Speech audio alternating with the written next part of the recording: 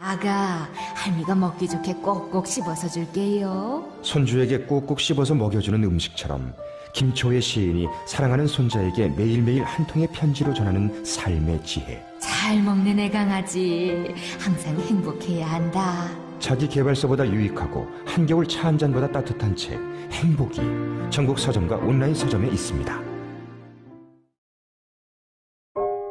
우리는 생각했습니다. 실외는 가까운 곳에 있다고. 우리가 파는 것은 음료 몇 잔일지 모르지만 거기에 담겨있는 것이 정직함이라면 세상은 보다 건강해질 것입니다. 그래서 아낌없이 담았습니다. 평산네이처 아로니아 친. 지금 딴지마켓에서 구입하십시오. 까다롭기로 소문난 딴지 마켓에서 가장 높은 평점과 가장 높은 재구매율을 기록한 상품, 유해화학 성분이 없는 약산성 식물 성분의 빅그린 투쓰리 샴푸입니다. 민감한 문제성 두피를 가지신 분이라면 딱 23일만 써보세요. 그 이유를 알 수 있습니다. 지금 딴지마켓에서 만나보세요. 아이들을 위한 빅그린 베이비 4종 세트도 있습니다.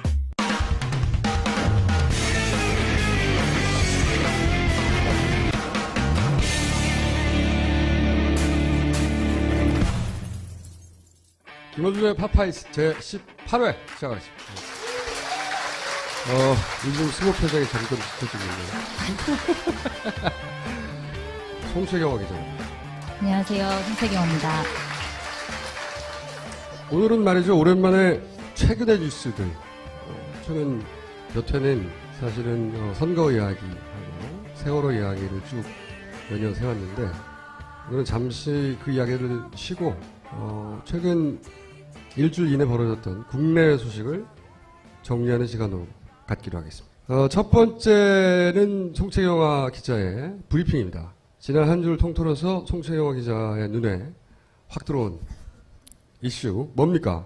네, 먼저 엄마부대 봉사단이라는 단체가 지난 18일에 세월호 유가족들이 단식하고 있는 현장에 가가지고 막말을 했었잖아요. 세월호 사고로 희생된 자식을 어떻게 의사자로 지정할 수 있냐 이렇게 얘기를 했는데 엄마부대 봉사단이 도대체 뭐하는 집단인지 좀 알아봤더니 일단 회원이 한 40명 정도 되고 무려 40명? 무려 40명. 네, 40명 정도 됩니다. 평균 나이는 한 60대, 70대 정도 되는 것 같고요. 유모차 부대를 벤치마킹한 어버이 연합의 자매 부대 정도 되죠. 네, 맞아요. 어버이 연합이랑 굉장히 많이 같이 움직이고 있어요. 네. 그 브리핑 전에 이 엄마 부대가 지향하는 바를 드러내는 동영상 하나를 먼저 보시죠. 대통령님께서는 오직 이 나라와 민족과 우리 사회를 위해서 헌신하고 계십니다. 이런 분을 우리가 격려를 하지 못할 망정 이렇게 온 나라를 뒤흔드는 저런 종북 좌파 그리고 저 노조 세력들에게 지금 대한민국이 희망이 없는 것 같이 보이게 하고 있습니다. 이번 신년 기자회견 때도 우리 국민들에게 희망을 주셨습니다. 통일은 대박이다고. 이런 통일의 대박을 과연 누가 실현할 수 있겠습니까? 기적같이 오늘 대한민국 대통령 자리에 올렸는지 이제 국민들이 함께 천호 신조의 것을 펴려 봐야 할 때다. 대통령 지지합니다. 지지합니다. 네, 대표로 나온 주옥순 씨라고 있는데 그분은 뭐 대구대 사회복지학과 개건 교수라고 본인을 소개했다가 대구대에서 아니다. 우리는 그런 개건 교수가 없다. 이라고 해서 논란이 좀 일기도 했었죠. 그 다음에 또 재밌는 게 정청래 의원 사퇴 기자회견을 이분들이 올해 3월에 했는데 지난번에 이제 저희 방송에 나와가지고 얘기를 하셨는데 본인이 이제 중국에 가가지고 국정원 직원 막 호통쳤다 이런 얘기 했잖아요. 이걸 가지고 국회의원 신분으로 중국 현지에서 대한민국 정보기관의 명예를 실추시켰다. 그러면서 이제 피켓을 들었는데 거기에 매국노 정창래를 북한으로 추방하자. 엄마 부대를 보면서 차라리 어버이연합은 물론 좀 물리력을 행사하는 담당하고 있죠. 물리력 담당을 그쪽은. 근데 기혼 구석이라도 있어요. 어버이연합은. 어버이연합이 박원순 시장이 출마했을 때 그때 유명한 대사가 있잖아요. 박원순 시장 사무실 앞으로 가서 어버이연합이 이렇게 외쳤다고 하죠. 박원순 2년 나와라. 순자 때문에 여자로 착각한 거예요. 누군지도 모르고 간 거예요, 누군지도. 귀엽잖아요? 귀엽네요. 근데 엄마 이름을 빌려가지고 하는 멘트가 너무 잔인해요. 이런 보수단체들도 존재하고 그들도 정치 주장을 할 수 있는데 엄마 이름을 빌려서 하는 멘트로는 세월호 유가족들에게 너무 잔인하다. 멘트 한번 소개해 주세요. 나라를 위해 목숨 바친 것도 아닌데 이해할 수 없네요. 나라를 위해서 죽었냐고. 그렇죠. 우리가 수학여행 가라고 했냐고. 네. 세월호 사고로 희생된 자식 의사자라니 말이 안 된다. 근데 뭐 의사자로 지정을 하려고 하는 움직임이 세월호 유가족들 사이에서는 전혀 없거든요. 그거는. 그렇죠. 네. 그러니까 정치인들이 만들어낸 아니거든요. 네, 민주당의 한 의원이 그거를 이제 그냥 발의를 했을 뿐인데 유가족들은 우리는 의사자 지정 필요 없다. 그다음에 뭐 특례 입학도 필요 없다. 이렇게 얘기하고 있는데 계속해서 이제 이런 것들이 마치 유가족들이 주장하는 것처럼 엄마 부대에서는 계속 퍼뜨리고 있는 거죠. 그래서 세월호 특별법을 저지하려고 하는 거고 이제 끝내라는 거죠. 네. 이게 우리 정권에 부담이 되니까 엄마 부대라는 엄마라는 이름을 걸고 이런 단체 발언도 하고 어버이 연합은 부시고 가서 단상을 부셨죠. 어쨌든 굉장히 조직적이다. 전방이다. 그 국회의원부터 시작해서 이런 단체들 혹은 댓글들 굉장히 조직적이다. 오늘은 어제 갑자기 터진 뉴스죠. 유병헌 회장. 씨 네. 뭐라고 해야 될까요? 사망 사건. 백골화 사건. 저희가 한번 다루기로 하겠습니다. 굉장히 특이한 지점이 하나 있어요. 이 사건 터지자마자 이제 종편에서 막 소위 이제 이 여야의 각 전문가들이 나와서 이야기를 했는데 보통은 의견이 갈리거든요. 그런데 요 사건은 특이하게도 여 쪽에서 나온 사람도 야 쪽에서 나온 사람도 수사 결과를 믿지 못하겠다. 네. 여권 전문가도 못 믿고 야권 전문가도 못 믿고 동네 아줌마도 못 믿고 심지어는 일선 경찰도 못 믿고. 그렇죠. 일선 경찰도 그런 얘기 했죠. 이건 6개월 이상 된 사체다. 나는 절대 아니라고 생각한다. 라고 한 그런 발언을 해서 보도된 경찰도 있죠. 네. 그러니까 아마도 뭐 머지않아서 이 유병헌 사망 사건과 관련한 누군가가 구속됐다거나 잡혔다거나 유언비어로 그런 기사가 나올 것 같아요. 조만간. 그런데 이걸 유언비어라고 말하는 건 말도 안 된다고 봐요. 왜 말도 안 되느냐. 지들도 모르잖아. 지금 경찰이고 검찰이고 보도되는 내용을 보면 지들도 몰라요. 어떻게 된 건지. 뭐가 유언비어야?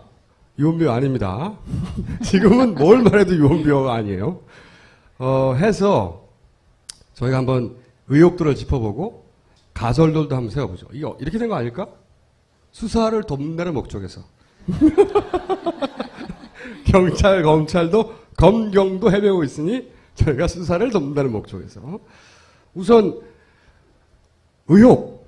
네, 일단은 백골화된 시신이 발견된 게 6월 12일이고 유병헌을 마지막으로 도주했다라는 걸 확인한 게 5월 25일인데 이건 아무리 일찍 죽었다고 하더라도 18일 동안 과연 백골화가 진행될 수 있냐 이게 가장 첫 번째 의혹인 것 같아요. 경찰이 사실은 6월 12일 날 시신을 발견했는데 그게 사실은 유병헌이 마지막 행적지에서 2.5km밖에 떨어지지 않은 지점이었거든요. 시신을 발견한 게. 근데 그걸 단순 노숙자라고 파악해서 40여일 동안 DNA 검사 결과가 나올 때까지 아무것도 몰랐다는 자체가 사실 그것도 의문이거든요. 그걸 과연 몰랐을까? 그 다음에 왜 죽었을까? 어떤 사유로? 자살을 한 건지 자연사를 한 건지 아니면 누가 죽였는지. 네. 의혹이 다 풀렸네요. 의혹만 얘기한 거거든요. 세 가지 설이 있어요. 크게. 가짜 설이 있죠. 궁금해지는데요. 뭘 얘기하실지? 아니, 가짜 설이 있잖아요. 실제. 오늘은 사실은 아직 충분한 조사가 안 됐기 때문에 간략하게 짚어보면 하자고요. 가짜 설은 아니다는 거죠. 유병헌 시신이 아니다. 네, 유병헌 시신 아니다. 아마도 다른 사람을 두고 유병헌이라고 했다. 우선 전 개인적으로는 가짜 설은 기각입니다. 왜 그렇게 생각하세요? 왜 그렇게 생각하냐면 이건 사실 권력을 가진 사람하고 딜을 했다는 얘기잖아요. 내가 죽은 척 하고 내 뒤를 봐다오. 뭐 이런 건데 그렇지 않고는 성립되기 어려운 가설인데 그런데 그런 딜이 됐다 손 치더라도 이 권력을 가진 사람 입장에서 보자면 마음이 바뀐다거나 그 당사자의 정권이 바뀐다든가 리스크 너무 큰 거죠. 어딘가에 살려두고 지금 당장은 넘어갔지만 나중에 다시 돌아와서 무슨 말을 할지 모르는데 그런 리스크를 왜 내버려 둡니까? 그래서 가짜설의 전제인 권력과의 사전 교감이나 뭐 딜이 있었다면 그렇게 전제하고 바라보면 뒤에 말이 안 되는 게 있는 거죠. 그 리스크를 감당할 이유가 없다. 아니면 꼭 그게 권력자가 아니라 그냥 구원파 내부에서 자기 대표를 살리려고 막 이것저것 조작해 넣었을 가능성은 없을까요? 그렇게 해서 우리 공권력 전체를 속인다? 아니, 힘든다고 봐요. 첫 번째는 그렇고요. 다르게 생각하시는 분들은 다르게 생각하세요. 위험비 아니니까, 지금은. 그 다음에 자살설 있잖아요. 저는 자살설도 매우 가능성이 낮다고 봐요. 본인은 어떻게 생각하세요?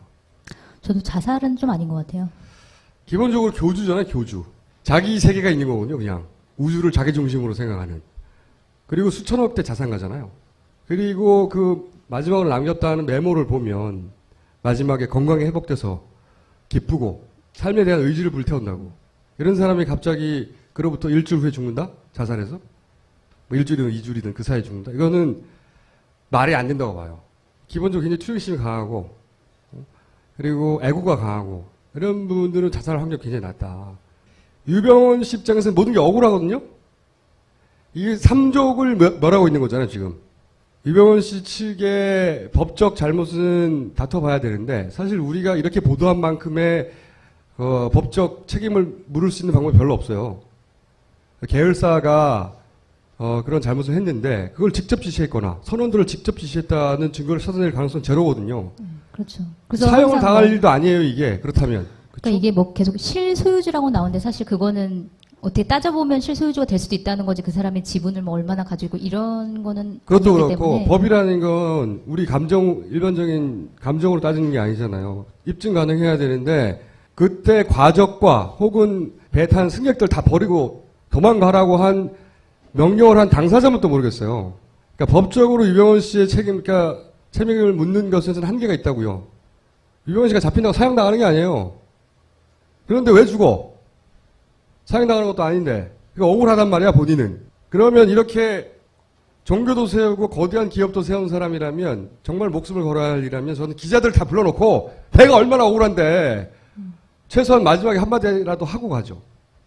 자살은 저는 그래서 기각. 두 가지가 남았네요, 그럼. 그러면 이제 타살설이 남았잖아요. 타살설. 아니, 자연사설도 있죠. 그것도 좀 자연사설. 아니, 이게 지금 검찰이 밀고 있는 게 자연사설이에요. 그것도 밀었다가 나중에 타살설도 밀 거라고 봐요. 타살설 밀 거라고 보는데, 자, 사진을 한 장 보여드릴게요. 이게 사실 언론에 보도된 적이 없는 사진입니다. 이게 발견 당시에 경찰이 찍었다고 하는 사진이에요. 해골이에요. 그리고 왜 검시할 때, 부검할 때 목이 분리됐다고 하는 부검이의 인터뷰가 있었잖아요. 이게 아무리 길게 잡아도 18일, 대략 2주 이내에 사체가 이렇게 될 수 있는가 하는 데 대한 사진으로 보니까 느낌이 다르죠. 여기 보시면 풀을 다 이렇게 눕혀놓고 이렇게 발견됐어요. 풀을 다 눕혀놓은 상태에서. 근데 이게 어디냐면은 잘 보시면 여기에요, 여기. 여기 폴리스 라인 둘러쳐져 있고 여기서 발견된 겁니다. 그런데 보세요. 이 풀을 이렇게 쭉 눕혀놓고 자살할 이유가 있나요? 여기 누워서 하면 되잖아요.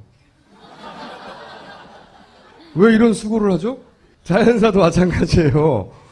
저는 이걸 보고 나서 이건 타살이라고 생각을 했어요. 여기를 그 주인이 매일 지나다니는 길이라고 하잖아요. 매일 지나다니는 길인데 6월 12일에나 발견했다는 거 아니에요? 이게 만약에 이렇게 눕혀져 있지 않고 긴 풀숲에 그냥 누워있다고 생각하면 발견 못해요. 발견하라고 놓은 겁니다. 제가 보기엔. 서로 못 봤다 하더라도 냄새는 났을 거 아니에요. 부패하는 냄새가 진동을 했을 거 아닙니까? 자기 밭에서. 그리고 또 하나 그 술병들 있잖아요. 요런 보헤골드. 이게 2003년 병이래잖아요. 이 병이. 제조일자가. 그리고 이 술이 더 이상 안 나오는 건 2007년부터가 그렇다고 하고. 그리고 막걸리 병도 하나 있었는데 막걸리 병은 보통 유통기한이 짧거든요. 막걸리 병인데 이건 장년병이라고 해요. 저는 이 두 가지를 보고 또 무슨 생각을 했냐면 타살이다.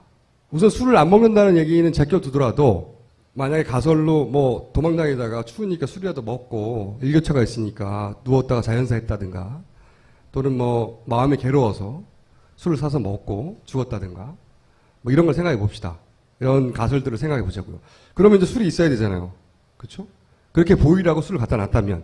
그런데 이 보헤 골드는 기자들의 취재에 의하면 그 주변에서 그 살 수 있는 가게 두 곳에서 안 판다고 하거든요. 실제 전국적으로 구할 수가 없어요. 이미 단종된 지 오래됐으니까. 그럼 이 병이 어디서 났겠어요? 이걸 구할 수 있는 데는 어디 야산에 흘려져 있는 거라. 만약에 누군가가 이 술을 먹고 자연사했다거나 혹은 술을 먹고 비관해서 자살했다고 생각하도록 만들려고 했다고 칩시다. 그럼 술병이 있어야 되잖아요. 근데 주변에 사와. 그럼 가게 주인한테 드러나는 거 아니야. 누가 사갔다고.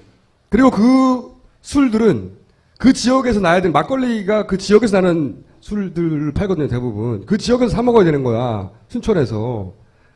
그러니까 아무 데서나 사올 수가 없어.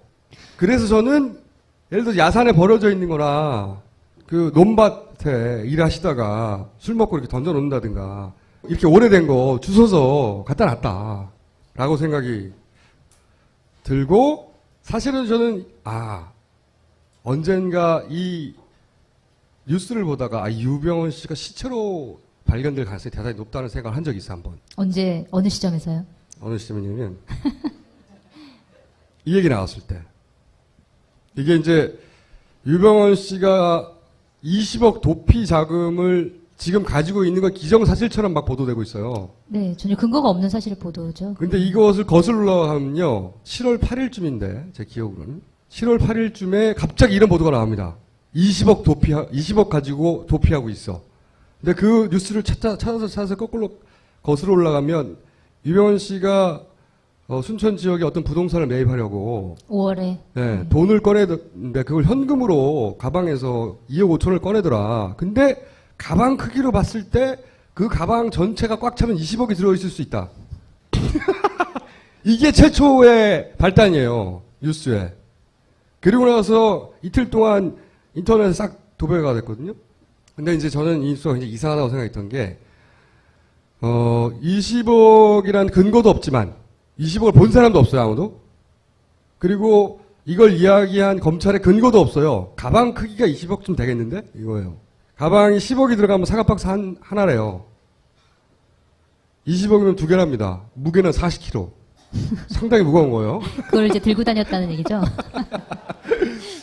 근데 이 뜬금없는 보도를 보면 저는 무슨 생각이냐면 그럴 수도 있겠다 생각이 뭐냐면 저 돈 때문에 누군가가 죽이고 도망갔다라고 말할 수 있는 소재인데? 라는 생각, 날카롭잖아요, 저는. 그때 그럼 방송에서 얘기를 하셨어야죠. 아니죠. 증거로 남기기 위해서. 그때는 유언비어지. 아직 안 죽었으니까. 그런 생각을 처음으로 했었어요. 살인의 첫 번째 동기를 찾아라 얘기하거든요, 항상. 이 돈은 40km면 차로 움직여야 되거든요. 그럼 운전기사였던 사람 발견되고 있지 않죠. 그러니까 지금 보도가 나오고 있는 게 좀 헷갈릴 것 같아서 설명을 하면 그러니까 유병원이 이렇게 발견이 됐는데 언론 보도가 뭐라고 쓰냐면은 근데 20억이 든 가방은 없어졌다. 이렇게 쓴 거예요. 그러니까 사실 그 시체 옆에 있어야 되는데 마치 가방이 없어진 것처럼 보도가 그 가방이 나가고 있어요. 20억이 애초에 있는지 없는지도 모르는데 있는 걸로 돼버린 거예요. 그 사이에. 그래서 한편 무슨 생각을 또 했냐면 그 출연들을 보면 운전기사도 영영 발견되지 않을 수도 있겠다. 혹은 발견됐는데 그 옆에 돈 뭉치가 있을 수도 있겠다. 시신으로. 이거는 그냥 단순한 추론입니다. 그럴 수도 있겠다는 생각을 했어요. 그 기사의 흐름을 보고. 어쨌든 이제 타살설 중에 그게 혹시 이렇게 돈 때문에 운전기사가 잡히지 않는 거 보니 돈 욕심이 나가지고 누군가 그 측근들 중에 살해하고 돈을 가져간 거 아니냐. 이런 방향으로 몰아가는 추론들이 있다 이거죠. 그런데 저는 그것도 좀 말이 안 된다고 생각하는 게 지금 같이 다닌 사람 딱 두 사람이었단 말이죠. 운전기사와 신모라는 여인, 비서라고 하는. 그러면 신모라는 여인을 붙잡혔으니까 운전기사만 달랑 남았어요. 운전기사가 운전했고 돈이 40kg가 있으면 자기 차에 실었을 것이고 그럼 유일한 용의자예요. 운전기사 입장에서 생각해보자고요. 자기가 유일한 용의자야. 모두가 자기를 의심할 건데 자기 살아있다는 거 아니야. 이럴 경우엔 난 줄 모르겠지 하고 범죄를 저질러야죠. 그렇죠? 그 사람의 충성심이라는 걸 다 떠나서 말이죠. 그리고 유병원 씨처럼 커넥션이 좋은 사람도 지금 도망가는 걸 찾지 못하고 있었는데 자기가 거기서 이 돈을 유일한 용의자로 죽이고 훔쳐서 사라질 수 있다고 생각했다는 거 아니에요, 혼자서. 말이 안 된다고 생각해요. 오늘 나온 얘기지만 그 유병원이 숨어있던 압수수색 당시에 숨어있던 그 통나무 사이에서 가방 2개가 발견됐는데 하나는 현찰로 8억 5천만 원 정도가 들어있었고 하나는 갑자기 뉴스가 났죠. 갑자기. 이화가 들어있었는데 뭐 운전기사가 뭐 욕심 있었으면 그걸 가져갔겠지 굳이 뭐 유병원을 죽이고 가져가진 않았겠죠. 그 기사도 참 보셨어요? 오늘 갑자기 튀어나온 속보? 알고 보니 유병원 별장에 숨어 있었어. 골 때리는 뉴스예요, 이것도. 골 때리는 뉴스인데. 근데 검찰이 굳이 자기네들이 망신당할 뉴스를 왜 내보냈는지 저는 그렇죠. 참, 한 달 전쯤에 이미 자기들은 알았다는 거죠. 지금 갑자기 나온 뉴스가. 그러니까 통나무벽에 숨어 있었다라는 사실은 그 비서인 신모 여인이 진술을 한 건데 그 진술은 6월 26일에 진술을 했다. 이렇게 얘기를 했는데 6월 26일에 진술한 내용을 지금 발표했다라는 건 말도 안 이해할 되는 수 없는 거죠. 거죠. 그리고 자기들 얼굴에 먹칠하는 거거든요. 사실은 그때 통나무에서 숨어 있었고 그 안에 돈도 있었고 그때 비서가 말했다고 라고 지금에 와서 한 달 지난 다음에 검찰이 갑자기 이걸 발표해요. 말이 안 되잖아요. 저는 그 속보를 보고 무슨 생각했냐면 이렇게 생각해야 하는구나 일반인들이. 그 강요하는 거 일반인들한테. 그러니까 무슨 얘기냐면 저는 이제 그 보도를 보면서 짚었던 기사는 뭐냐면 어제 이런 보도가 나왔어요. MBC에서 누군가 유 회장을 데려갔다고. 그러니까 25일 날 닥치거든요. 근데 24일 날 누가 데려갔다는 거예요. 이것도 그 비서의 진술에 의존한 건데 뭐라고 그러냐면 수사팀이 별장 오기 전날 밤에 누군가 데려갔다 라고 말을 했어요. 이게 언제 보도인가요? 이건 어제 보도예요. 그럼 이 보도가 완전히 오보로 밝혀진 거네요. 오늘 발표로 인해서. 오늘 발표로 이 보도가 뒤집어진 거죠. 그러니까 저는 뒤집고 싶었던 건 이게 아닐까 거꾸로. 만약에 이 말이 맞다고 칩시다. 제3의 누군가가 연루됐다고 생각할 수 있는 것이 유일하게 돕던 2명 그 비서도 모르게 갔다는 거거든요. 그리고 그 사람은 다음 날 경찰이 닥칠 걸 알고 있었다는 거거든요. 몰래 데려갔다는 사람이. 그런 이후에 다시는 누구의 눈에도 띄지 않고 죽어서 나타난 거거든요. 그렇죠? 상관관계가 있을 수 있다는 생각이 드는 거죠. 그리고 제가 주목하는 날짜는 6월 10일, 11일, 12일입니다. 왜 제가 이 날을 주목하는지 대단히 많은 우연이 겹치는 날짜인데 잘 보세요. 12일 날 발견이 됐어요. 12일 날 발견이 됐는데 11일 날 금수원에 압수수색을 다시 한번 들어갑니다. 2차로 경찰이. 그리고 10일 날 이게 다 2, 3일 사이 벌어진 일이에요. 10일 날 유병원이 여기 없다. 이쪽에 없고 저 남쪽으로 내려갔다 하는 보도가 있어요. 갑자기 무슨 친밀성 있는 제보가 있다면서 갑자기 그래서 이 순천 지역에 있던 모든 기자들이 다 글로 내려가 버립니다. 그리고 이 시신이 발견된 12일 날 이 순천 지역을 탐문하고 수색하던 임시수사본부가 해체돼요. 자, 이게 따로따로 떨어져 있는 사실들인데 이걸 합쳐서 가설을 하나 만들어 봐요. 그러니까 재구성을 해보면 11일 날 새벽쯤에 갖다 놔요. 혹은 12일 날 새벽이나. 그런데 거길 갖다 놓으려면 기자가 없어야 되잖아. 시선을 분산시키기 위해서. 기자도 거기 아무도 없어야 되고 그 다음에 거기 막 수색하던 수천 명의 경찰도 없어야 되잖아. 그래서 10일 날 갑자기 유병원이 저기 나타났다고 모두 다 기자들이 글로 내려갔어요. 다. 6월 10일이에요, 그게. 그런 다음에 그 11일 날이나 쯤에 갖다 놔요, 시신을. 그럼 12일 날 아침에 일찍 발견했거든요. 그러니까 그 전날 밤에 갖다 놨다. 가설로 갖다 놓고 그 11일 날 갖다 놨다고 하면 11일 날 있었던 일 중에 머릿속에 제가 인상에 강하게 남는 건 갑자기 금수원을 2차 압수수색을 합니다. 어차피 아무것도 찾을 수 없는 금수원인데 또 가요. 수천 명의 경찰이. 그러고 나서 그때 유일하게 발견한 게 뭐냐면 DNA예요. 면봉에서 DNA를 발견했다고. 이번에 DNA를 대조했다는 게 그 변모과 대조했다는 겁니다. 그 뉴스를 들으면서 야, 이거 이상하잖아 이거. 이렇게까지 많은 사람을 투입할 필요가 뭐 있어. 그래놓고 겨우 면봉에 DNA 채취했다는 게 뭐야 이거. 이상하게 생각했거든요 그때. 물론 이제 열심히 일하고 있다는 압수수색의 쇼라고 생각할 수 있지만 압수수색 한번 했잖아 이미. 근데 또 해. 이제 앞뒤를 맞춰보면 누군가 있다고 칩시다. 가설이에요? 설마 이럴 일은 없겠죠? 10일날 경찰의 시선을 돌리고 11일날 갖다 놓고 그리고 그 시신이 발견되면 대조할 DNA를 금수원에 가서 채취하고 그리고 그날 해체하는 겁니다. 순천의 수사본부는. 요게 11, 12에 벌어진 일이에요. 팩트예요 이거는. 그거를 내가 엮었을 뿐이지. 물론 뭐 이런 것도 말이 안 되죠. 꿈같은 사랑이니 뭐 이런 거 다 유류품이 발견됐는데 연관시키지 못했다는 거. 저는 이런 유류품을 연관시키지 못했을 가능성은 그나마 있다고 생각이 들어요.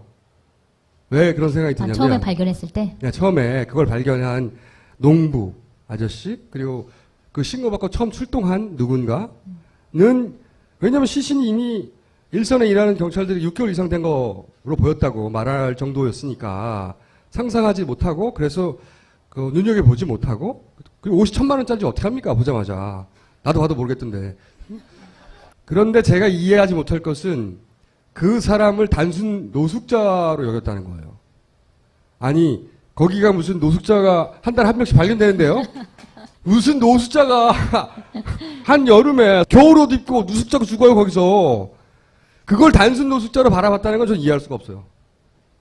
어쨌든 대단히 이상한 점이 많고 앞으로 이런 가설놀이를 끊임없이 우리가 해나가도 이 사건은 연구미제는 않겠죠. 그럴 가능성이 커 보이네요. 네. 연구미제로 남을지 안 남을지 표창원 교수님한테 연결해 볼까요? 안녕하세요. 네, 안녕하세요. 요즘 갑자기 바빠지셨죠? 아, 좀 바빴습니다, 원래. 전국의 모든 언론들이 이제 교수님을 찾으실 텐데, 제가 이제 네. 어차피 의혹으로 가득 찬 사건인데 우선 이것부터 여쭤볼게요. 이 사건이 교수님 보시기에는 연구 미제로 남을 가능성이 대단히 높은 사건 아닙니까? 아, 네, 그럴 가능성이 있죠. 네. 그냥 대단히 높은 게 아니라 있기만 합니까? 문제는 이제 시각의 문제죠. 네.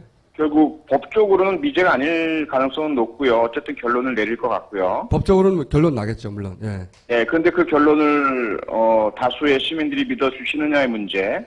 네. 그 시각에서 본다면 미제 사건이 될 가능성이 대단히 높다고 봐야 되겠죠. 교수님 참 똑똑하세요. 바보 같은 질문을 그렇게 섬세하게 구분해서 답변해 주시고. 고맙습니다. 네. 교수님이 생각하시기에 이 사건 관련해서 가장 큰 의문은 뭐 어떤 겁니까? 아무래도 이제 부패 정도죠.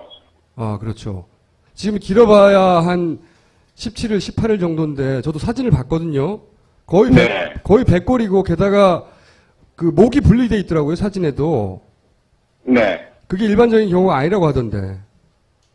그 부분은 그 이동 중에 분리됐다고 지금 설명을 하고 있고요. 근데 이동 중에 분리된 거로 설명을 하는지 모르겠는데 제가 지금 본 사진은 뭐냐면 발견 당시에 경찰이 찍은 사진이거든요. 이렇게 신원미상의 그 변사체가 발견됐을 때 원래 경찰이 가장 먼저 찍잖아요, 사진을. 그 주변을 다. 네. 그때 찍은 사진을 제가 입수해서 보고 있는데 여기서도 목이 분리돼 있어요. 근데 문제는 뭐냐면 네. 이게 타살일 경우에 목을 분리하는 형태의 살해를 했을 것이냐의 문제가 있죠. 물론 그렇긴 한데 제가 말씀드리는 건 뭐 타살이냐 자살이냐 자연사나 이런 차원이 아니라 네. 이례적이다 라고 하는 것들이 존재하잖아요. 뭐 2주 만에 이렇게 거의 해골이 돼버렸다. 아무리 그러니까 이제 네. 그 부패의 속도는 상당한 논쟁거리가 되는데요. 네. 그 전제가 맞다면 부패가 반백고라 80% 진행 상태라고 한다면 신체 일부들이 떨어져 나가는 현상은 발생합니다. 동물이 지나가다 건드려서 떨어질 수가 있거든요. 부패가 다 진행된 이후에는. 부패가 발생한 이후에는. 그러면 네, 그래서 첫 번째 전제가 문제죠. 첫 번째 대략 2주 전후에서 이런 속도로 부패 혹시 시신을 보시지도 못하셨죠 아직? 네, 직접 못 봤습니다. 이런 속도로 부패가 진행됐다는 것에 대해서는 그게 일반적인 건 분명히 아니죠. 일반적이진 않지만 불가능하진 않다, 뭐 이거죠. 그게 이제 퍼센티지로 따지면 얼마나 일어나지 않을 일인지는 잘 모르십니까 혹시? 이게 수치하기는 어렵고요. 네. 이게 지금 아시겠지만 미국에서는 시체 농장이라는 게 있어요. 모릅니다. 아, 모르시나요? 시체 농장이요? 네. 그걸 제가 왜 알 거라고 생각하시죠? 모르는 게 거의 없으시잖아요. 굉장히 좀비적인 발상인데 시체 농장이요. 네. 왜 그러냐면 워낙 시신의 부패에 대해서 의문들이 많고 발견 당시에 추정이 어렵다 보니까 네. 법의학자분이 아예 대학 부진에 시체 농장을 만들었어요. 아하. 그래서 각각의 질병이나 신체 상태 또는 사망 당시 나이, 성별, 각각 다른 시신들을 모아서 어느 정도 속도로 부패하는지. 예, 조건을 다 달리하고 그럼에도 불구하고 여전히 일반적인 부패의 속도, 시간들이 나오진 않고 있습니다. 워낙 개별적인 차이가 커서요. 사람들마다 차이가 있다.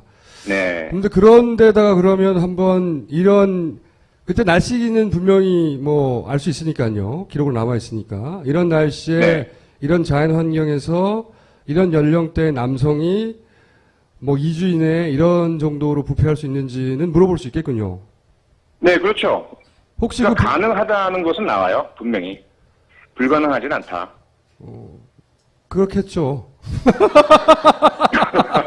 그게 얼마나 일반적인가 하는 게 이제 문제겠죠. 네. 그러면 지금 말씀하시기로 가장 의혹이 간다고 하신 부분은 그렇게 빠른, 물론 가능은 하다고 하지만 그렇게 빠른 시간에 시신이 이렇게 될 수 있는가 하는 부분.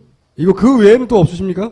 그 외에도 의문의 여지들이 많죠. 왜 혼자 남겨져 있었느냐라는 부분. 네. 양말을 신지 않고 있는 부분도 그렇고. 그러면은 이제 교수님은 워낙 지금 나와 있는 데이터가 적어서 그런 데이터를 통하여 추론을 접근해 가야 되는데 지금 나온 정황이나 보도된 것만 가지고는 이렇다 저렇다 말하기가 쉽지 않다 이런 말씀이신 거죠? 전문가로서. 그렇죠. 그렇다 보니까 이제 모든 가능성을 열어놓고 있다라는 말씀을 드릴 수밖에 없고 그 가운데 이제 자꾸 제 의견이 뭐가 가장 타당한 것 같냐라는 질문에는 그런 자살이나 타살의 흔적이 역력치 않기 때문에 제3의 가능성, 저체온증 등에 의한 자연사의 가능성이 가장 높지 않겠느냐. 이것이 이제 제가 드리는 제 의견이죠. 그러니까 거꾸로 자살이나 타살이나 흔적을 찾을 수 없으니 네. 그러면 다른 증거가 필요 없는 자연사 쪽을 생각하시는 거죠? 네, 그렇죠. 네. 약간 비겁한데요?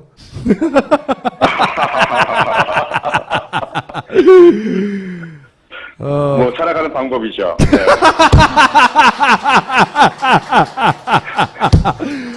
교수님, 네. 그 정도 스탠스라면 오늘 더 이상 통화할 내용은 없고요. 우리 관계는 그럼 끝나는 건가요, 여기서? 조만간에 한번 나오시죠. 어차피 바쁘지도 불러주시면, 네. 어차피 바쁘지도 않은 걸로 알고 있고요. 한번 나오셔가지고, 네. 좀 더, 물론 이제 저처럼 막 지를 수는 없고, 더군다나 전문 분야이기 때문에 함부로 얘기했다가는 되돌아올 테니까, 입장은 이해가 가나, 제가 그 입장을 무너뜨려 드릴게요. 나오시면. 예, 한번 시도해 보시죠. 네. 알겠습니다. 오늘 말씀 감사합니다. 네, 고맙습니다. 네. 딱히 건질 것은 없었든. 우리가 다 알고 있는. 게다가 심지어 자연사. 저체온 자연사.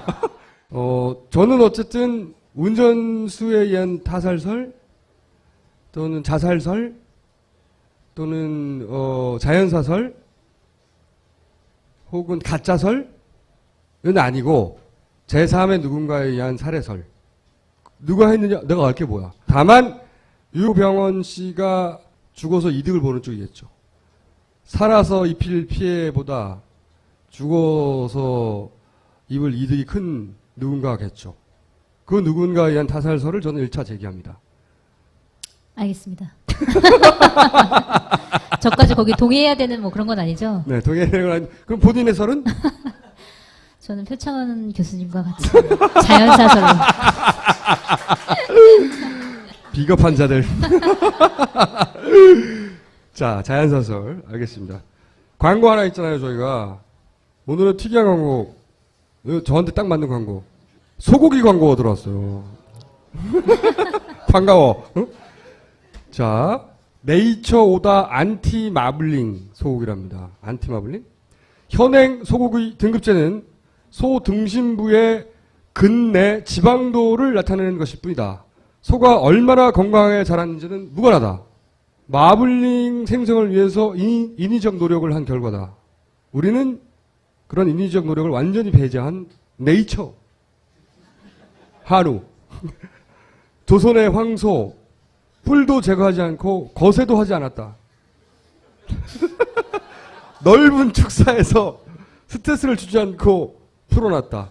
항생제도 주지 않은 자랑스러운 3등급 한우.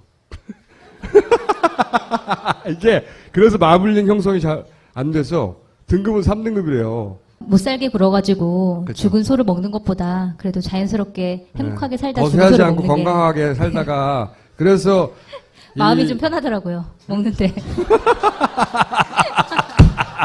그래도 얘가 행복하게 살다가 되구나. 막 약간 이런. 딴지 마켓에서 팔고 있다고 합니다. 두 번째도 있네? 투쓰리 샴푸. 네, 이거 투쓰리 샴푸인데요. 투쓰리 샴푸는 두피가 까다롭기로 소문난 사람들에게 매우 좋다고 그러고요. 성분은 식물 성분의 약산성으로 두피 건강에 최고라고 그들의 하고. 주장 아닙니까? 그들의 주장이죠. 네. 제가 이거 오늘 아침에 쓰고 왔는데 죄송해요. 맨날 이거 제가 다 쓰고 있어가지고. 근데 약간 뻣뻣해요. 뭔가 자연산인 느낌이 들어요. 그러니까 부드럽거나 일반 이렇게 화학약품을 쓰는 샴푸 같진 않더라고요. 뻑뻑한 어쨌든 거 잘 안 풀려서 그런 거 아니에요? 그럴 수도 있을 것 같고요. 반죽이? 어쨌든 23일 동안 써보시고 효과가 없으면 배송비까지 100% 환불 가능하다고 합니다. 그래요? 네. 무슨 효과가 있는데 이걸 쓰면? 뭐야? 그건 잘 약이야 모르겠어요. 이게? 머리가 나는 거 아닐까요? 가려움과 냄새가 나지 않는다. 아 여기가 거기군요. 내가 이게 뭐 샴푸가 뭐 대단하다고 그랬더니 효과가 있을 때까지 계속 광고하겠다고. 그 업체구나. 아 감사합니다. 그리고 그렇다면. 공지가 있는데요. 말씀을 드리면 김어준의 파파이스 전속 프로파일러라고 소개가 되어 있네요. 네, 전속 프로파일러인 표창원 범죄과학연구소 소장님께서 김어준의 파파이스 시청자들에게 제1회 CSI 프로파일링 체험전 초대장을 보내주셨고요. 김어준의 파파이스 공식 페이스북을 통해서 신청을 해주시면 선착순으로 20분에게 초대장을 2장씩. 뭐 하는 거예요? 근데 그게? 프로파일링을 체험하는 건가 봐요. 뭐 이렇게 사람들 모아가지고 CSI에서 하는 것처럼 프로파일링을 쭉 하며 뭐 네. 그런 거를 시연해 보이거나 뭐 그런 건가 보죠? 네, 그런 것 같고요. 일단 뭐 신청하실 때 이름과 휴대폰 번호를 꼭 써주시고요. 그다음에 이 행사는 8월 1일부터 15일까지 야탐역 코리아 디자인 센터에서 열리는 표창원 박사와 함께하는 CSI 프로파일링 체험전이고요. 여기에 많은 정원 부탁드립니다. 표창원 박사님 감사합니다. 아직도 2+1등급의 고지방 마블링을 찾고 계신가요? 거세, 과도한 옥수수, 곡물 위주의 사료, GMO 사료, 각종 호르몬제와 항생제 등 인위적인 마블링을 반대합니다. 이제 안티 마블링의 건강한 네이처오다 유기농 한우와 유기농 곰탕을 딴지 마켓에서 만나보세요. 내 몸 안에 흐르는 시원한 이게 뭐야? 차에 놔뒀더니 미지근해졌잖아. 무더운 여름 차 안에서 만나는 나만의 오아시스 모비쿨. 스웨덴 도메틱사의 기술로 만든 유럽풍의 명품 차량용 냉장고 모비쿨을 지금 딴지 마켓에서 국내 최저가로 만나보세요.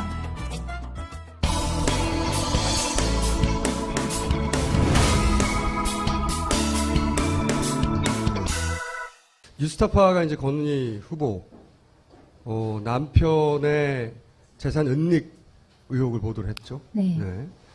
굉장히 파장이 컸어요. 네. 여기 대해서 이제 뭐 의견이 분분합니다. 보도할 만한 걸 보도했다는 사람들도 있고 한편으로는 우리 편끼리 왜 그러냐 이런 사람도 물론 있어요. 그리고 또 한쪽에서는 이거 보도할 만하지 않은 거 아니냐, 의혹이 앞서서 잘못한 거 아니냐 이런 시각도 존재합니다.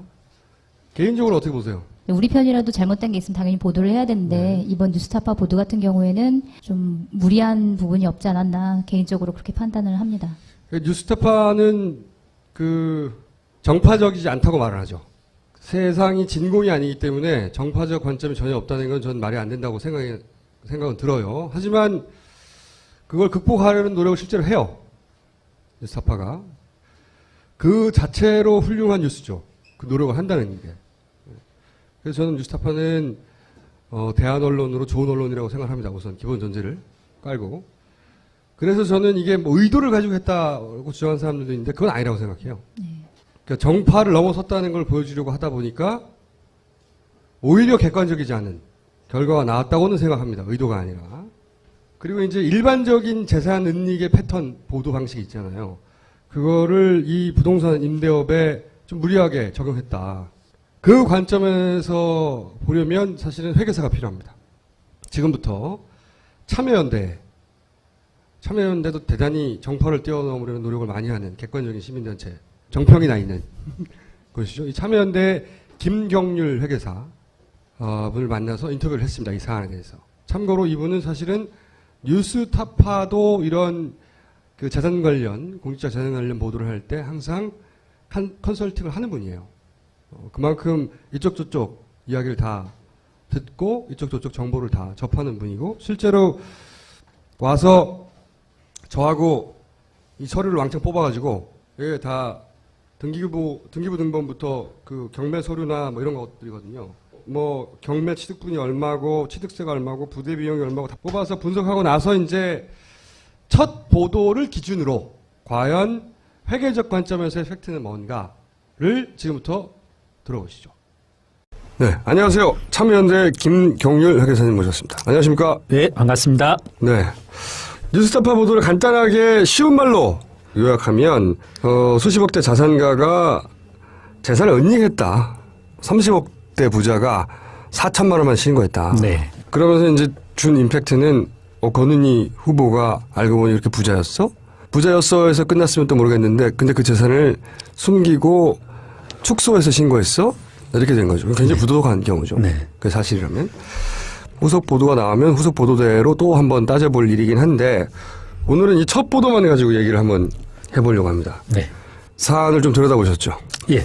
말씀하신 것처럼 이제 그 권은희 후보께서 배우자가 보유하고 있는 스마트 에듀 지분 40%를 4천만 원으로 신고한 것에 대해서 뉴스타파가 수십억대 건물을 가지고 있는데 이게 4천만 원으로 신고한 건 뭐 적어도 법적으로는 타당할지라도 이건 은폐한 재산을 은폐했다. 네, 은닉했다. 재산을 은폐한 그런 거 아니냐. 부도덕하다는 거죠. 네네. 돈이 이렇게 많은데 네. 돈이 없는 것처럼 숨겼다는 겁니다. 근데 그게 사실인가를 먼저 따져봐야 되는 거죠. 네네네. 권은희 후보 측의 첫 번째 답변도 사실은 오해를 불러일으켰습니다. 뭐라고 답변했냐면 적법한 신고였다. 신고를 그렇게 할 수밖에 없었다. 네. 이건 자칫 이제 실제로 재산은 그렇게 수십억대가 됨에도 불구하고 제도상의 한계로 인해서 4천만 원으로 신고할 수밖에 없었다. 이렇게 들렸을 수도 있는데요. 보통 그거는 이제 너 1,000억대 빌딩 있으면서 뭐 신고는 5억을 했어. 네. 뭐 이럴 때 아니 선관위에서 신고한 대로 신고한 거야.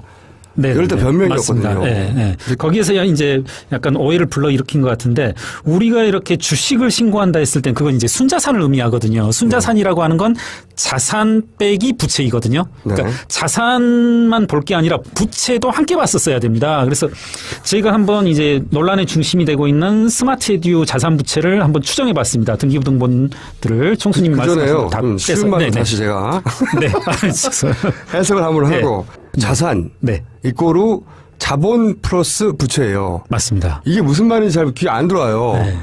회사의 자산은 내 돈 플러스 남의 돈인데 네네네. 남의 돈은 부채죠. 그렇죠. 그래서 플러스가 아니라 실제로는 마이너스죠. 맞습니다. 그러니까 이 회사의 자산을 따지려면 뭐 30억대 자산가라고 했는데 자산을 따지려면 자기 돈이 얼마고 마이너스 빌린 돈이 얼마냐. 그렇죠. 그런 맞습니다. 다음에 따졌어야 되는 건데 지금은 뒷부분을 안 한 거죠. 그래서 뒷부분을 한번 따져보죠. 네, 맞습니다. 남의 돈이 얼마냐? 네, 그렇죠. 네. 네. 지금 이제 스마트에듀의 자산은 취득가액 기준으로 봤을 때 약 18억입니다. 18억. 네. 이 자산만 보면 대단히 많은 자산을 가지고 있다 할 수 있죠. 네. 그런데 이 중에 금융권의 채무로 추정되는 금액이 약 16억입니다.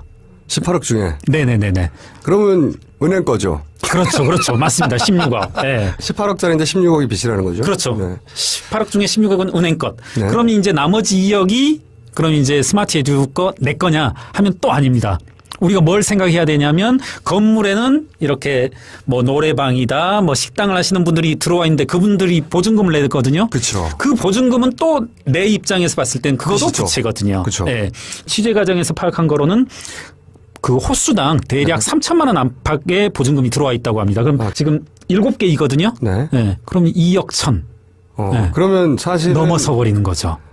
자신의 자산이 마이너스라는 얘기죠. 그렇죠. 네. 네. 스마트에듀의 자산은 그 자산은 18억이되 내 거라고 할 수 있는 것은 마이너스라고 할 수 있는 거죠. 자산가냐 이런 표현이 흔한 표현으로 번역하면 부자야 이거거든요. 그렇죠. 네. 우리가 근데 부자야 할 때 통장에 100만 원 있다. 네. 근데 마이너스 통장이 100만 원 있어요. 네. 그럼 빵원이에요. 그렇죠. 네. 이렇게 따져야 되는 거거든요. 이런 상태인 거죠. 맞습니다. 그런데 너 100만 원 통장이 있네. 너는 100만 원 있는 거야 라고 주장해버리는 게 되죠. 지금. 네. 그런 실수가 하나 있었고. 네, 맞습니다. 사실 디테일하게 따지면 얼마짜리를 얼마에 낙찰받아서 뭐 쭉 따질 수 있는데 그걸 일일이 따질 필요는 없는 것 같아요. 저기 자료는 들고 있습니다. 여기에 현재. 근데 그 종합적으로 볼 때 권 후보의 남편이 40%를 소유하고 있는 그 회사는 부자 회사가 아니다. 맞습니다. 고로 그 회사를 40% 하고 있는 배우자도 이 회사를 통해서는 부자라고 주장할 수는 없는 거죠. 맞습니다. 네. 적어도. 자, 그리고 두 번째는 그 회사를 페이퍼 컴퍼니로 관리하고 있더라. 근거로 사무실 찾아가 봤더니 없더라. 네. 여기 대해서는 이제 일단 해명도 하나 나왔어요. 사무실이 있다. 네. 남편 쪽의 해명이에요. 네. 이렇게 보면 그 보도 과정에서도 유령회사라는 언급이 나왔고 이제 페이퍼 컴퍼니가 아니냐는 이제 지적이 있었는데요.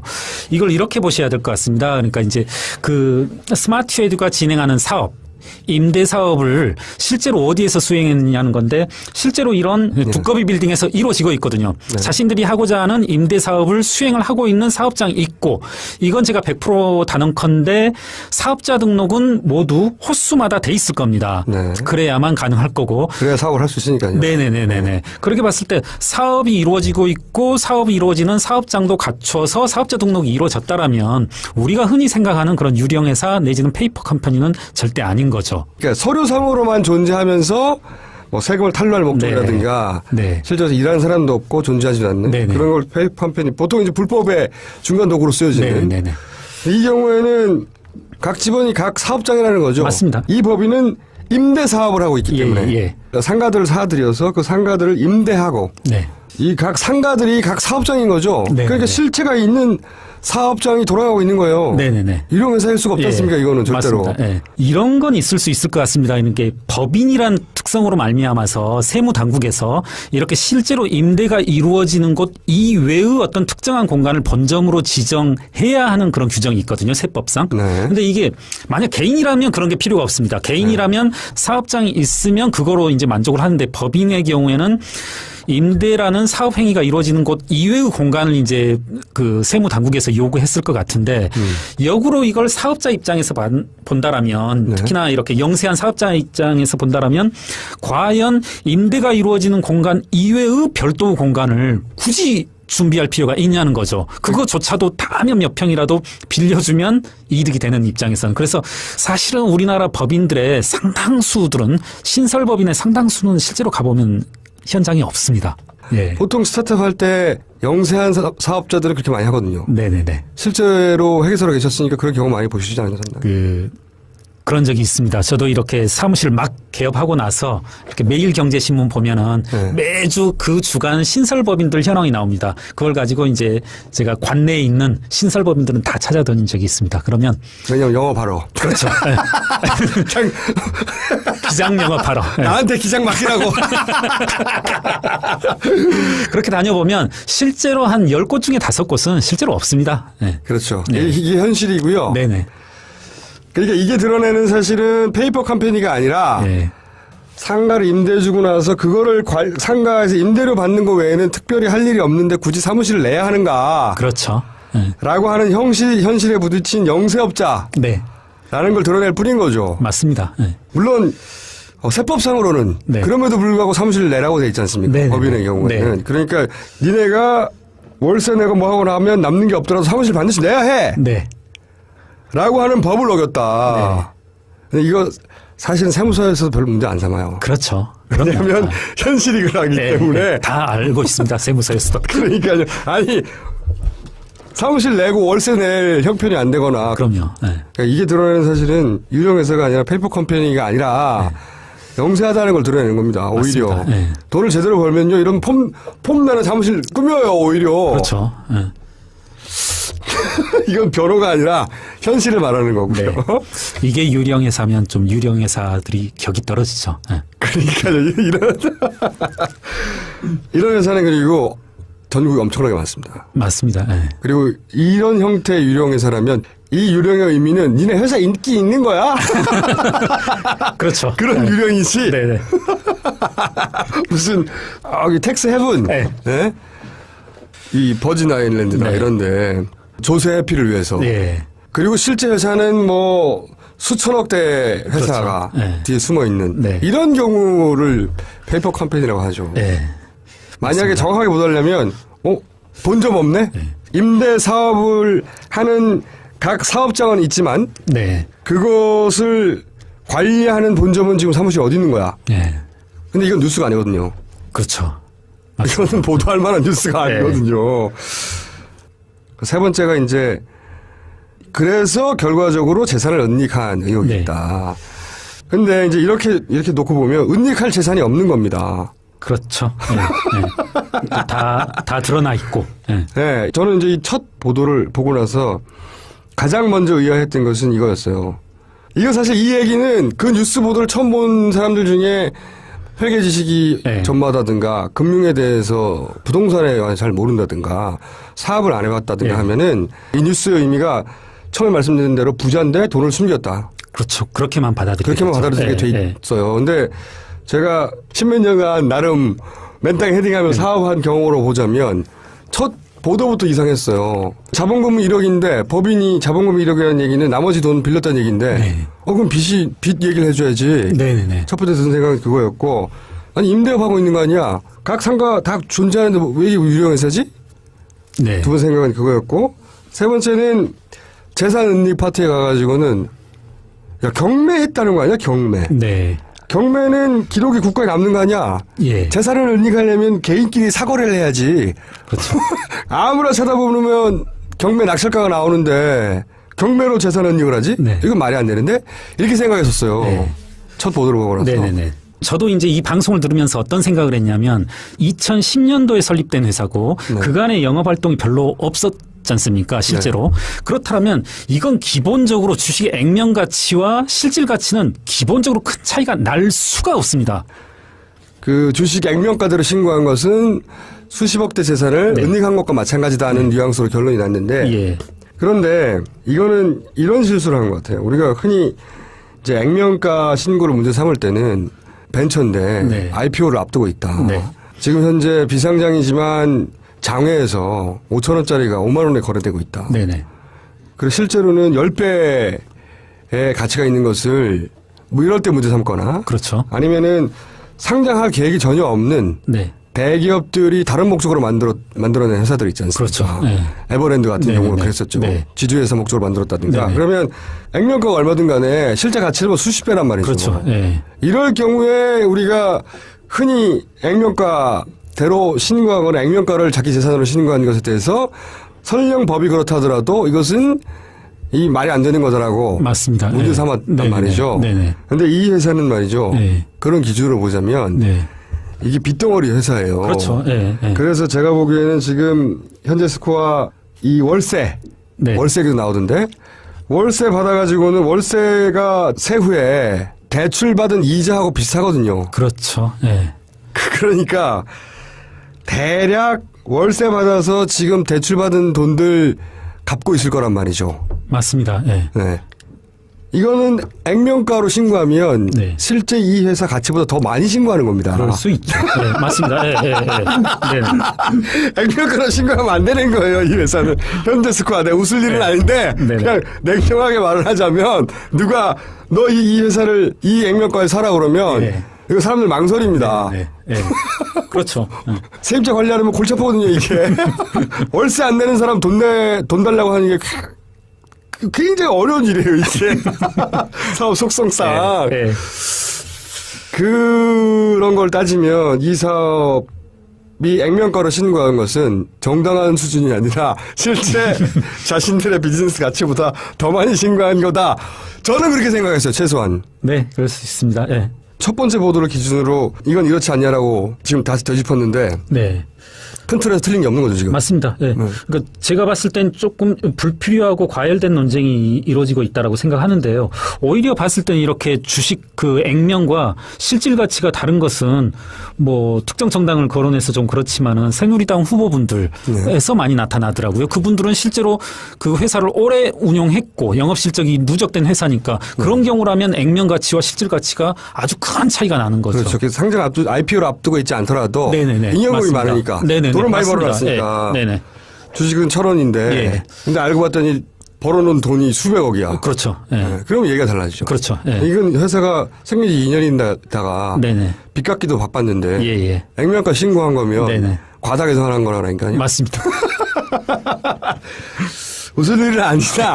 저는 웃었어요, 뉴스를 보다가. 아, 이건 아니잖아! 네. 예. 이건 아닌데? 이게 왜 이렇게 보도가 나왔지? 저는 이제 첫 보도가 이렇게 나오다가 뒤로 이어질 줄 알았어요. 네. 쭉 어떻게 이어질 거라고 생각했냐면, 자금을 만드는 과정에서의 불법이 있었다든가. 네. 또는 취득하고 나서 뭐 세금 문제가 있었다든가. 네. 아니면 취득 과정에서 탈세가 있었다든가. 네네. 이런 보도가 사실은 들어가야 이게 뉴스가 되는 거거든요. 그렇죠. 사실은 어떻게 보면 이 첫 번째 보도 내용은 조금 예. 뉴스가 아니에요. 그렇습니다. 맞습니다. 예. 부자도 아니고 유료회사도 아니고 재산을 은닉하지도 않았고 맞습니다. 예. 주식액대로 신고한 것도 뭔가 법에 불비한 네. 점, 미비한 점을 이용한 것도 아니에요. 맞습니다. 예. 네. 네. 그냥 뉴스가 아니에요. 네네네. 첫 번째 보도에는. 네. 회계사님도 여기까지는 동의하시는 거죠. 맞습니다. 예. 동의합니다. 예. 전적으로. 회계적 관점에서 보자면. 예. 지금까지 얘기한 게 회계적 섹터 아닙니까? 맞습니다. 예. 자, 그러면 오늘 여기까지 하고요. 후속 보도가 있으면 네. 그건 또 그것대로 별도로 한번 다뤄보죠. 알겠습니다. 네. 오늘 말씀 감사하고요. 요즘 그래서 기장을 맡기는 업소들이 많습니까, 요즘은? 법인들이? 네. 마치고 벙커원을 영업하겠습니다. 아, 이게 참 안타까운 일입니다, 이 보도는. 오늘 말씀 감사합니다. 네, 고맙습니다. 네. 어쨌든 첫 보도만을 기준으로 하자면 뉴스가 아닌 것이 뉴스가 됐다가 결론인데, 저는 진짜 문제는 후속 보도라고 생각해요. 첫 보도를 그렇게 냈다는 건 첫 보도를 낼 당시에 잡힌 내용 그거밖에 없었다는 거거든요. 그런데 후속을 낸다는 건 그 이후에 추가 취재를 했다는 거거든요. 그렇죠? 추가 취재한 내용이 있었다면 그것부터 처음부터 냈을 거예요. 왜냐하면 권은희 후보 가지고 계속 물고 갈 게 아니기 때문에. 선거도 얼마 안 남았고 다른 후보도 다뤄야 되니까. 그러면 후속 보도가 나오면 여기서부터는 좀 차원이 다르다고 생각하는 게, 물론 추가 보도할 것이 있는데 추가 보도하지 말라고 할 수는 없어요. 그거는 뉴스타파가 무슨 야당의 기관지도 아니잖아요. 그렇죠? 새정치연합의 기관지도 아니야. 당연히 뉴스타파가 보도를 하는 가치와 기준에 의해서 보도를 하느냐 마느냐 결정할 문제고, 보도하지 마 그럴 수는 없어. 근데 제가 문제라고 생각하는 부분은 뭐냐면, 최초의 노력은 정파를 넘어서는 공정한 불편부당한 언론이 되려고 하다가 실수하는 거라면, 두 번째 나오는 후속 보도는 그게 아니라 처음부터 알고 있는 내용이 아니라 첫 보도가 문제가 되자 혹시 더 없냐고 추가해서 따낸 거라면, 그거는 내가 맞다고 말하려고 상대가 어떻게든 나쁜 놈이 되길 바라는 노력의 결과라는 거지. 그거는 언론의 사명과 무관하다는 거죠, 저는. 이 시점에서는. 그래서 그 노력은 치졸하다고 난 봐요. 만약에 그랬다면 그런 보도가 나오지도 않았는데 이렇게 미리 말하는 건 뉴스타파처럼 개인적으로 평상시 매우 훌륭한 매체라고 생각하는 것에 대해 무례한 측면이 있습니다만은 그게 나온다면 저는 그렇게 생각할 것이고 그렇게 말할 겁니다. 또 한 가지 걱정은 이제 선거 결과가 나오잖아요. 그러면 새누리당에서는 당연히 이게 모두 다 권은희 때문이다고 공개할 것이고 이걸 받아서 야권의 진보적 성향을 가진 매체들도 그 분석을 고스란히 안고 권은희 후보에 대한 책임에 대한 얘기를 할 거라고 혹은 최소한 권은희 후보의 공천에 대해서 얘기할 거라고. 그죠? 그래서 원흉이 되는 거지. 이 과정에서 권은희 후보가. 근데 저는 이건 사실은 권은희 후보처럼 하기 굉장히 어려운 거거든요. 그 당시에 이 댓글과 관련해서 자기 직위에서 그런 발언을 하는 건 대단히 어려운 일이라고요. 근데 지금은 야권 패배에 이제 파렴치한 게다가 원흉이 되는 결과로 끊임없이 회자될 텐데 너무 불공평하다는 거지. 비극적이다 여러 가지로. 이건 권은희 후보에게도 뉴스타파라고 하는 곳에도 야권 전체에도 뉴스타파 때문에 그렇게 됐다는 게 아니고요. 단순히 그렇게 말할 수는 없어요. 이건 공천부터 시작해서 많은 문제들이 공천을 했다는 건 저는 찬성이에요. 기본적으로. 근데 공천을 하고 과연 새정치연합이 권은희 후보를 그렇게 적극적으로 끌어안고 보호할 능력이 있었거나 그런 생각이 있었는가. 그리고 애초에 권은희 후보를 위해서 그렇게 공천했는가. 그건 아니거든. 자, 너무 불공평한 결과다. 억울하다. 근데 내일도 아닌데 막 억울해. 씨발.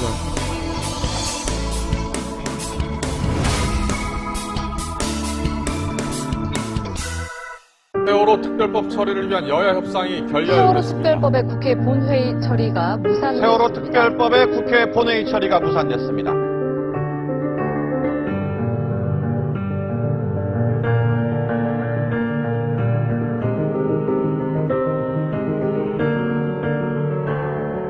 가장 큰 원인이 무엇이었다고 첫째는 가장 나중에 탈출해야 될 성장 선언들이 내부적 탈출하고 함정에 들은 기업이 얘를 잘못 버티고 국면을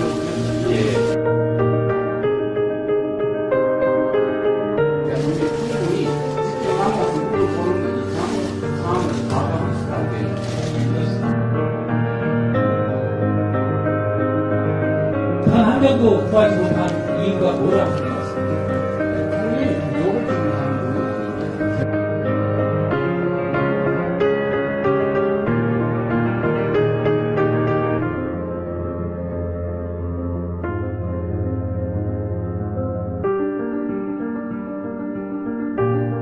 AI가 터졌어요. 산불이 났어요. 컨트롤 타워가 대통령입니까? 도저히 이거 안 됩니다. 진행 못합니다. 당신 뭡니까? 예?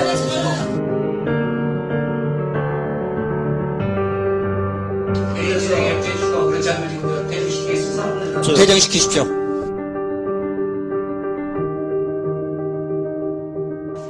왜들 시간이야!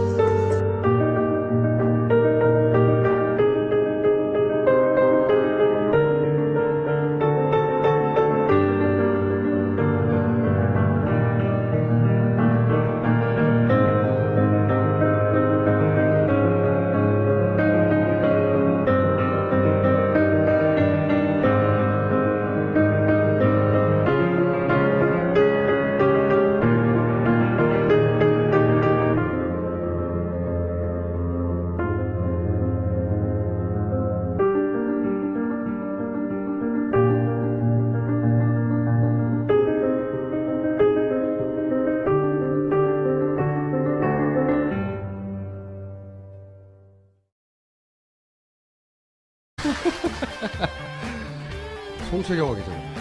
안녕하세요. 송채경화입니다. 오늘은 말이죠. 오랜만에 최근의 뉴스들. 최근 몇 회는 사실은 선거 이야기하고 세월호 이야기를 쭉 연이어 세웠는데 오늘은 잠시 그 이야기를 쉬고 최근 일주일 이내 벌어졌던 국내 소식을 정리하는 시간으로 갖기로 하겠습니다.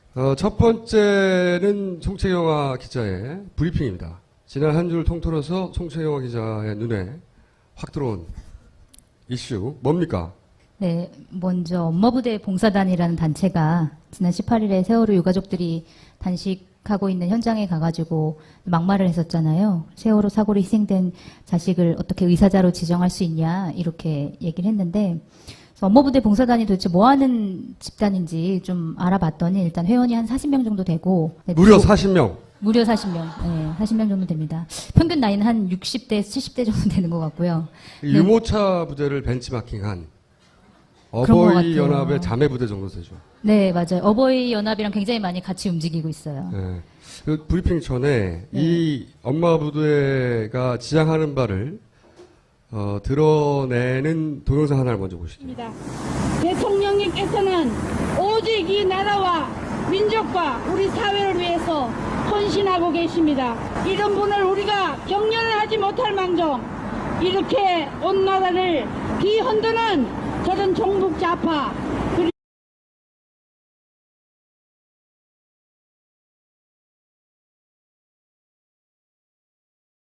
아가, 할미가 먹기 좋게 꼭꼭 씹어서 줄게요. 손주에게 꼭꼭 씹어서 먹여주는 음식처럼 김초의 시인이 사랑하는 손자에게 매일매일 한 통의 편지로 전하는 삶의 지혜. 잘 먹는 애강아지, 항상 행복해야 한다. 자기 개발서보다 유익하고 한겨울 차 한 잔보다 따뜻한 책 행복이 전국 서점과 온라인 서점에 있습니다. 우리는 생각했습니다. 실외는 가까운 곳에 있다고. 우리가 파는 것은 음료 몇 잔일지 모르지만 거기에 담겨 있는 것이 정직함이라면 세상은 보다 건강해질 것입니다. 그래서 아낌없이 담았습니다. 평산네이처 아로니아 친. 지금 딴지마켓에서 구입하십시오. 까다롭기로 소문난 딴지 마켓에서 가장 높은 평점과 가장 높은 재구매율을 기록한 상품, 유해화학 성분이 없는 약산성 식물 성분의 빅그린 투쓰리 샴푸입니다.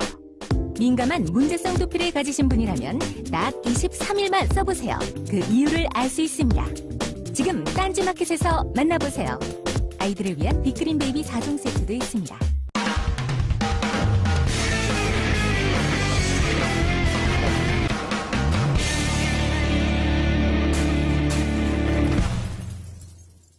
김어준의 파파이스 제18회 시작하겠습니다. 요즘 스모표정이 점점 짙어지고 있네요. 그래야 될까요? 사망사건. 백골화 사건. 저희가 한번 다루기로 하겠습니다. 굉장히 특이한 지점이 하나 있어요. 이 사건은 사건 터지자마자 이제 종편에서 막, 소위 이제 이 여야의 각 전문가들이 나와서 이야기를 했는데, 보통은 의견이 갈리거든요? 그런데 요 사건은 특이하게도 여쪽에서 나온 사람도 야쪽에서 나온 사람도 수사 결과를 믿지 못하겠다. 네. 여권 전문가도 못 믿고 야권 전문가도 못 믿고 동네 아줌마도 못 믿고 심지어는 일선 경찰도 못 믿고. 그렇죠. 일선 경찰도 그런 얘기 했죠. 이건 6개월 이상 된 사체다. 나는 절대 아니라고 생각한다. 라고 한 그런 발언을 해서 보도된 경찰도 있죠. 네. 그러니까 아마도 머지않아서 이 이병헌 사망 사건과 관련한 누군가가 구속됐다거나 잡혔다거나 유언비어로 그런 기사가 나올 것 같아요, 조만간.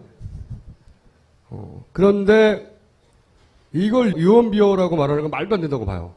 왜 말도 안 되느냐? 지들도 모르잖아. 지금 경찰이고 검찰이고 보도되는 내용을 보면 지들도 몰라요, 어떻게 된 건지. 뭐가 유언비어야? 유언비어 아닙니다. 지금은 뭘 말해도 유언비어가 아니에요. 해서 저희가 한번 의혹들을 짚어보고 가설들도 한번 세워보죠. 이거 이렇게 된 거 아닐까? 수사를 돕는다는 목적에서. 경찰, 검찰도 검경도 헤매고 있으니 저희가 수사를 돕는다는 목적에서. 그리고 저 노조 세력들에게 지금 대한민국이 희망이 없는 것 같이 보이게 하고 있습니다. 이번 신년 기자회견 때도 우리 국민들에게 희망을 주셨습니다. 통일은 대박이다고. 이런 통일의 대박을 과연 누가 실현할 수 있겠습니까? 기적같이 오늘 대한민국 대통령 자리에 올렸는지 이제 국민들이 함께 천호신조의 것을 헤아려 봐야 할 때다. 대통령 지지합니다. 지지합니다. 네. 대표로 나온 주옥순 씨라고 있는데 그분은 뭐 대구대 사회복지학과 개건 교수라고 본인을 소개했다가 대구대에서 아니다. 우리는 그런 개건 교수가 없다. 이라고 해서 논란이 좀 일기도 했었죠.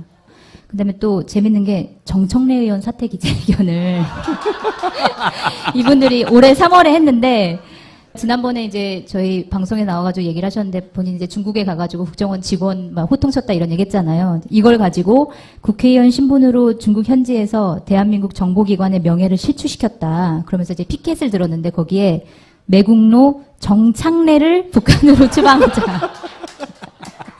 엄마 부대를 보면서 차라리 어버이연합은 물론 좀 물리력을 행사하는 담당하고 있죠. 물리력 담당을 그쪽은. 근데 기여운 구석이라도 있어요. 어버이연합은. 어버이연합이 박원순 시장이 출마했을 때 그때 유명한 대사가 있잖아요. 박원순 시장 사무실 앞으로 가서 어버이연합이 이렇게 외쳤다고 하죠. 박원순 인연 나와라. 순자 때문에 여자로 착각한 거예요. 누군지도 모르고 간 거예요. 누군지도. 귀엽잖아요? 귀엽네요. 근데 엄마 이름을 빌려가지고 하는 멘트가 너무 잔인해요. 이런 보수단체들도 존재하고 그들도 정치 주장을 할 수 있는데 엄마 이름을 빌려서 하는 멘트로는 세월호 유가족들에게 너무 잔인하다. 멘트 한번 소개해 주세요. 나라를 위해 목숨 바친 것도 아닌데 이해할 수 없네요. 나라를 위해서 죽었냐고. 그렇죠. 우리가 수학여행 가라고 했냐고. 네. 세월호 사고로 희생된 자식 의사자라니 말이 안 된다. 근데 뭐 의사자로 지정을 하려고 하는 움직임이 세월호 유가족들 사이에서는 전혀 없거든요. 그거는. 그렇죠. 네. 그러니까 정치인들이 만들어낸 아니거든요. 네, 민주당의 한 의원이 그거를 이제 그냥 발의를 했을 뿐인데 유가족들은 우리는 의사자 지정 필요 없다. 그다음에 뭐 특례 입학도 필요 없다. 이렇게 얘기하고 있는데 계속해서 이제 이런 것들이 마치 유가족들이 주장하는 것처럼 엄마 부대에서는 계속 퍼뜨리고 있는 거죠. 그래서 세월호 특별법을 저지하려고 하는 거고 이제 끝내라는 거죠. 네. 예, 우리 정권에 부담이 되니까 엄마 부대라는 엄마라는 이름을 걸고 이런 단체 발언도 나오고 어버이연합은 부시고 가서 단상을 부셨죠. 어쨌든 굉장히 조직적이다. 전방이다. 그 국회의원부터 시작해서 이런 단체들 혹은 댓글들 굉장히 조직적이다. 오늘은 어제 갑자기 터진 뉴스죠. 유병헌 회장. 씨 네. 뭐라고 귀엽잖아요. 귀엽네요. 근데 엄마 이름을 빌려가지고 하는 멘트가 너무 잔인해요. 이런 보수단체들도 존재하고 그들도 정치 주장을 할 수 있는데 엄마 이름을 빌려서 하는 멘트로는 세월호 유가족들에게 너무 잔인하다. 멘트 한번 소개해 주세요. 나라를 위해 목숨 바친 것도 아닌데 이해할 수 없네요. 나라를 위해서 죽었냐고. 그렇죠.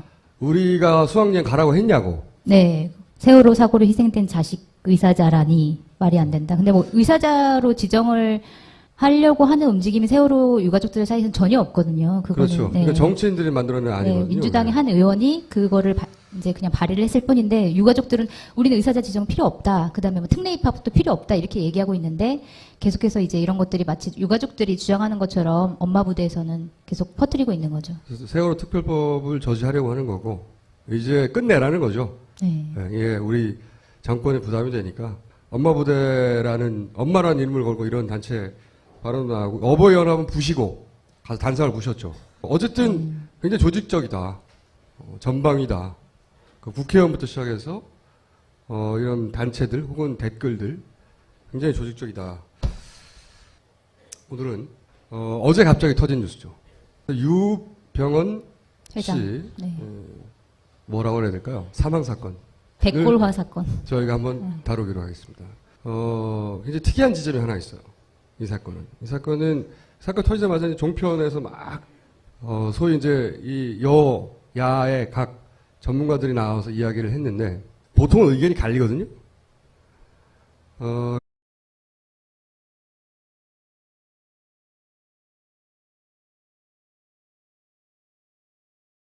아가, 할미가 먹기 좋게 꼭꼭 씹어서 줄게요. 손주에게 꼭꼭 씹어서 먹여주는 음식처럼 김초의 시인이 사랑하는 손자에게 매일매일 한 통의 편지로 전하는 삶의 지혜. 잘 먹는 애강아지, 항상 행복해야 한다. 자기 개발서보다 유익하고 한겨울 차 한 잔보다 따뜻한 책 행복이 전국 서점과 온라인 서점에 있습니다. 우리는 생각했습니다. 실외는 가까운 곳에 있다고. 우리가 파는 것은 음료 몇 잔일지 모르지만 거기에 담겨 있는 것이 정직함이라면 세상은 보다 건강해질 것입니다. 그래서 아낌없이 담았습니다. 평산네이처 아로니아 친. 지금 딴지마켓에서 구입하십시오. 까다롭기로 소문난 딴지 마켓에서 가장 높은 평점과 가장 높은 재구매율을 기록한 상품, 유해화학 성분이 없는 약산성 식물 성분의 빅그린 투쓰리 샴푸입니다. 민감한 문제성 두피를 가지신 분이라면 딱 23일만 써보세요. 그 이유를 알 수 있습니다. 지금 딴지마켓에서 만나보세요. 아이들을 위한 빅그린 베이비 4종 세트도 있습니다.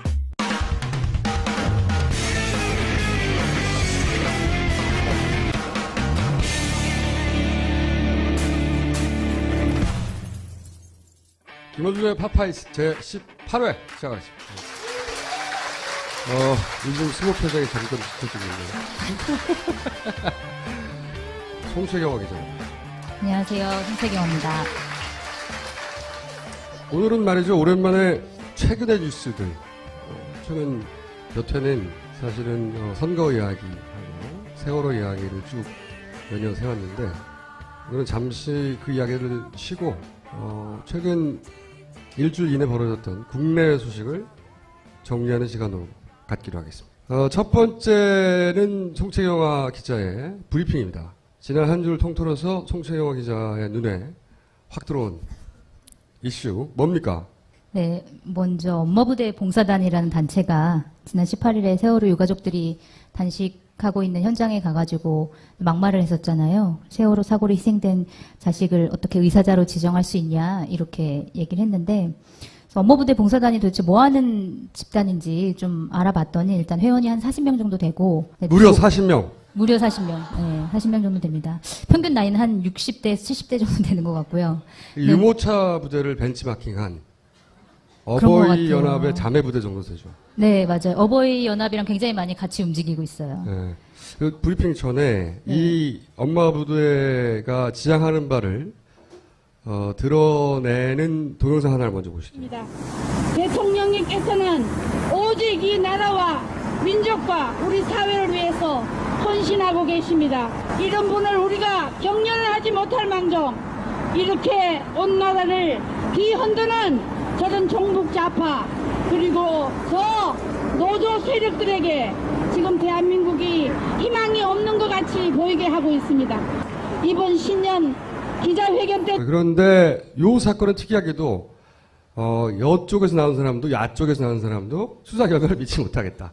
네.